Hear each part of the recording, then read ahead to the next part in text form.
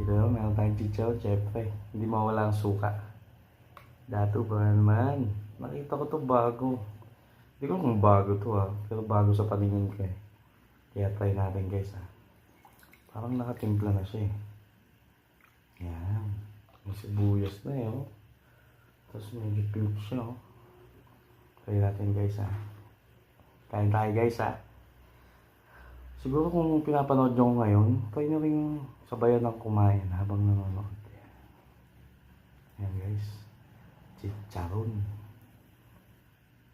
Kain.